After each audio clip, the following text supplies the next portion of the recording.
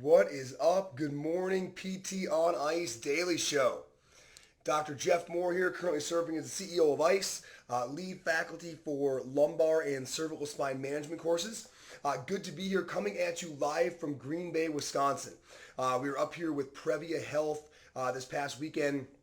Wonderful course, had a sold out crew doing cervical spine management, had an absolute blast. Always good to be back in Green Bay. Got to hang out with family on Friday night. I'm very close to where I grew up in Iron Mountain, Michigan, so really had a wonderful time, and thanks for everybody for coming out. So what do we have coming up first? We've got two important things. Number one, today is the start of clinical management of the fitness athlete's pregnancy and postpartum.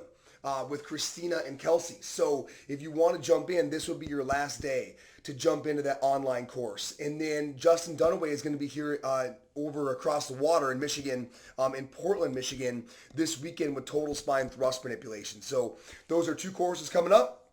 I'll be out in Nanaimo with Zach and Alexis Morgan this weekend in British Columbia, but that one's sold out, and so is the next weekend in Seattle with ATI. So I'll be out there hustling the next couple of weekends as well. So, all right, so it's Q&A Monday, and we got a lot of really good ones. And what we're going to try to do is pick one of them that is really salient that we think we can give you all some great clinical information on. And this weekend, or this Monday, the question that came in over the weekend that I really think is key because it's been coming up for years now, and I've never really formally addressed it on a PT on Ice, but I think it's worthwhile to cover this morning, is what happens when the patient has pain everywhere, right? So if you've been to any of our courses, you're familiar with this process, right, that we really try to carve out, a lot of it based on that Maitland model of doing that body chart, forming these hypotheses, diving into the history, clarifying those, and then having that fine-tuned physical exam and really being sharp about the way that we go about that. And a lot of folks will ask, well, what if the patient has pain everywhere though? Like, does that disrupt the process? The answer to that is a really firm no. It does not disrupt the process, right? In fact, it makes the process more valuable. Or maybe said another way, I think in that case is when the process has the most value, right? So think about that patient. Like, think about that patient who does have pain all over their lower quarter, right? So maybe they come in with a referral for hip pain, but as you're going through it, there just seems to be complaints everywhere, right? It's not just the hip. It's the hip right now, but it's often the other side, right? It's sometimes the knees, right? The ankle, we got a bummed ankle on the right, right? And we have chronic Achilles on the left. Like, all these things are coming up. You've got to think about what is the goal with this patient, right? And how can the process inform or move you towards that goal? There's really two critical goals with this individual. Number one is they need to finally be fully heard. And number two, they need to realize something bigger is going on. These are your two primary goals that if you don't get those knocked out, you're going to have a really hard time moving forward in a productive way with that individual. So let's unpack those a little bit. So that person is generally coming to this encounter expecting to not be fully heard, right? Their perception is that they are not fully heard consistently from the medical community, right? They've been cut off. They've never gotten to tell their whole story. Like, they feel they've never been fully heard. That is the expectation they are bringing, and that is a significant barrier to anything productive taking place. Because if you allow them to say to themselves, here yet again is another example of me not being heard, your odds of breaking through and making significant progress on that person are terrible. Instead, another layer of wall is going to go up between you and them. And that is their default mode. So it's the one they're going to be biased towards if you don't do something relatively extreme to counter it. What I recommend that relatively extreme thing to be is a body chart that doesn't end until they do. That means that every turn and every pause, once you've covered their hip pain, once you've said, does that ever go further down the leg? And they say, well, I have knee pain all the time. And you say, as patiently as anybody ever could, as eager and interested as anybody could ever be, tell me about that knee pain. right? Is that knee pain similar to the hip pain? Do they come on together? Does it ever go further down? Oh, your ankle does bother you. Tell me about that ankle. What's going on with that ankle, right? And then we're going to jump over to the other side. And this process may continue. The point is, you are going to ask, is there anything else at all? I don't care if it goes to the second visit. Now, I know a lot of you are going to stop me right there. You're going to turn your brains off and say, well, that's not practical, right? Because now I can't bill for anything. My eval never even got completed. And I'm sympathetic to that. And I think it's an extreme case where it literally is going to bleed into the next visit. Maybe 1 out of 20 of these cases, right? But I would argue that what isn't practical is never getting to a position where you can do anything productive. And if you don't take this process to the extreme, they are going to let their default bias tell themselves, well, here's one more person not listening to me again. It's going to be more of the same. And I don't care what you do after that. You're going to have a really hard time doing anything meaningful. And it's very rare that even when taken to a relative extreme, it's very rare that this process of getting all of their symptoms laid down in that body chart takes more than 15 to 20 minutes. If you think about it, that's a massive period of time for you to be saying to the patient with your hands on him, is it here? Is it here? Does it go down here? What about in your back? Tell me about that ankle. If you do that for 15 minutes, you can literally color in the entire bottom side of that patient's body. If you are willing to do that, you are going to get them in a vulnerable space in a good way that they haven't been in a while, because you've taken away their ability to just say, oh, here's one more person not listening to me. Here we are, let's go through the motions. Instead, you've got them in this kind of unusual spot, a novel spot, where they say, yeah, that's it. Yeah, you got it. That's all of my stuff. And now their guard goes down, because they don't know what to put up in front of them. It's always been, hey, I wasn't listened to. But now that's been removed. And so they're in this space where it's like, okay, what's next? And we go into the history and they start thinking, hey, maybe this is different enough that it's actually going to work this time. And all of a sudden we've got engagement. So if you're willing to tell yourself, you don't need a big physical exam in this patient today, right? Especially if it truly is central sensitization and more of a nervous system hypersensitivity problem, right? You don't need to be doing a whole lot of musculoskeletal stuff today. And oftentimes these people have really high irritability, so you don't want a really convoluted physical exam anyways. You might want to do your 2-point discrimination. You might want to look at a little bit of laterality stuff. You might want to talk about graded exposure and carve out some of those specific fears. But you don't need to be poking and prodding at this person for a half an hour. It's probably not even beneficial. So when you're in that moment, realize that it's worth taking 10 or 12 minutes from your usual physical exam to take away this default bias that's going to open a window to productivity in a patient that is sometimes very challenging to get to that special space in. Okay, that's number one. If you can get rid of that default mode, here's one person not hearing me again, you are all of a sudden on your way to doing something meaningful. Okay, but number two, and the reason and this one's every bit as important as number one, because this directs where you go from there, is that doing this body chart in exquisite detail, and yes, sometimes coloring in the whole bottom half of the body, doing that in that level of detail allows you to get the patient to begin realizing that something bigger than their hip is driving this. Now, here's the hard part.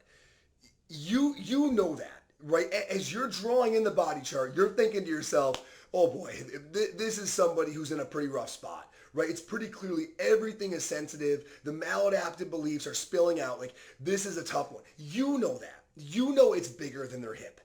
The thing is, they may or may not know that. So the challenge is that the way you begin to engage the conversation is not about you informing them that that's the case. It's about you giving them ways that they can begin to believe themselves that that's the case. So the way that we begin to suggest and open doors to considering other options are things like, hey Denise, what do you think is going on here? So as you and I kind of look at this chart, and thanks so much for bearing with me. I know that was a bit of a long process, but I really wanted to get everything documented. Now that we've got a picture for where you are currently or recently have had symptoms, what do you think's going on here? And then pause. Pause. I know it's so tempting to say, Denise, I think it's a lot bigger than your hip. Like, I mean, look at how much pain you have. Like, I know it's so tempting to begin saying more, but the real key is that saying less is saying more, right? Denise, what do you think is going on? What are some thoughts? And then just sit in it a little bit. And Denise might kind of look at you like, well, what do you mean? I don't know. Okay. Denise, do you think that this is coming from your hip? That's a really great nudge, right? It's not fully bringing them there. But as you look at this picture, Denise, do you think all these symptoms are coming from your hip? And normally Denise will say, well, that wouldn't make a lot of sense. Why would my right ankle, why would that pain be coming from my left hip? Yeah, Denise, I can see that. So what do you think? Well, Jeff, I don't know. It just seems like I have pain everywhere. Yeah, it does. I'm looking at the diagram. What do you think might be driving that? And allowing them some time to begin thinking, is it coming from their primary area of concern now? Or is something bigger going on, right? And if they're willing to say things like, well, I don't think it's coming from my hip. Well, Denise, what do you think it might be coming from? Well, Jeff, I don't know, but I don't think it's my hip. What do you think it might be coming from? Well, what I see a lot, Denise, is sometimes folks get a hypersensitive nervous system. Like if they're under a lot of stress, if they've got a lot coming at them, sometimes that pain map will spread and it becomes far bigger than any sort of a local hip issue. And it becomes almost like a really sensitive nervous system. Here are some drivers of that. Does that emanate with you at all? Like, does that feel like something you might be experiencing? And the point is, you're now having this conversation that it's bigger than the hip. Because oftentimes that patient goes, oh yeah, Jeff, that's totally me. Like it started as something small, but I've had this happen and then this happened. And while I've been doing that, my sleep has suffered and my diet hasn't been good. And I'm just starting to have pain all over the place. And now you and the patient are finally getting to a spot where we all agree it's not a hip flexor. It's a pain problem. Hip flexors don't cause pain everywhere. Nervous systems do. And now we're talking about processing. And now we're talking about, hey, we're going to treat your hip, right? I realize that's your primary area of concern. But I think we both agree there's more going on here. So during the plan of care, I would love to zoom out and comprehensively treat you on a more 30,000 foot level. I would love to talk about ways to calm down your whole nervous system so not only your hip gets better, I want everything getting better, right? I want you eating in a way that lowers your inflammatory levels, right? That decreases some of this nociception. So every time you use a part of your body, it's not aching on you for a couple of days. What do you say we zoom out and solve the whole damn thing while you're here? That becomes this conversation.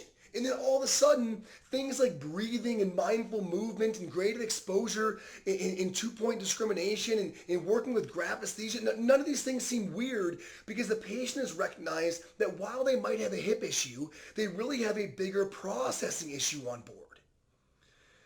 So what I'm saying is, if you adhere to the process and remain patient, you can accomplish the two biggest things that are in your way of having a productive plan of care with what can be a very challenging patient. Number one, you can finally hear them and remove the barrier that is their default mode, i.e. I'm never heard and this seems no different. Once that's gone, engagement is possible.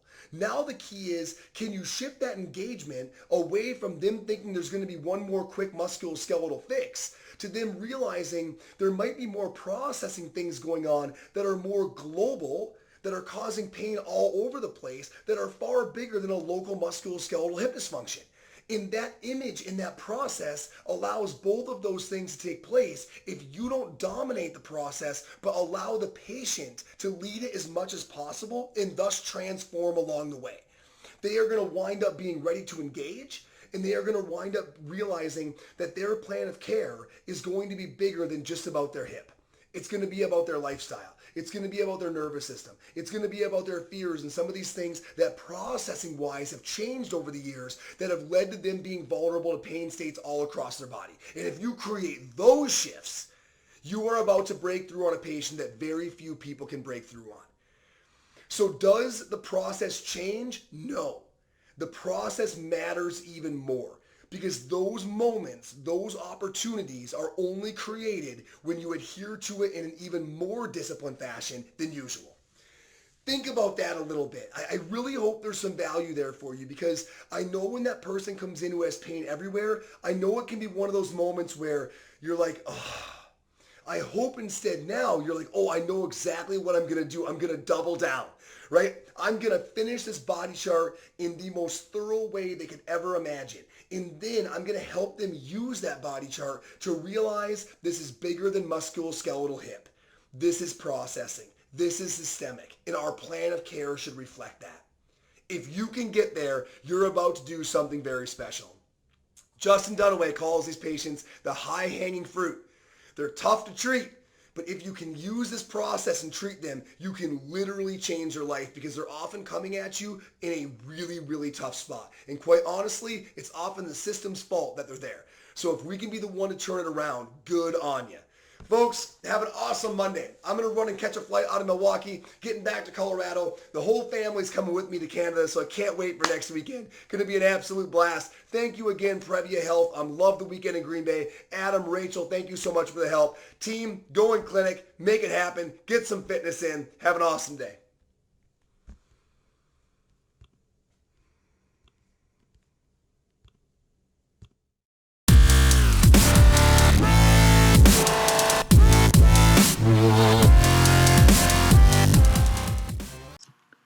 Hey, thanks for tuning in to the PT on Ice Daily Show. If you enjoyed this content, head on over to iTunes and leave us a review. And be sure to check us out on Facebook and Instagram at the Institute of Clinical Excellence. If you're interested in getting plugged into more ICE content on a weekly basis while earning CEUs from home, check out our virtual ICE online mentorship program at ptonice.com.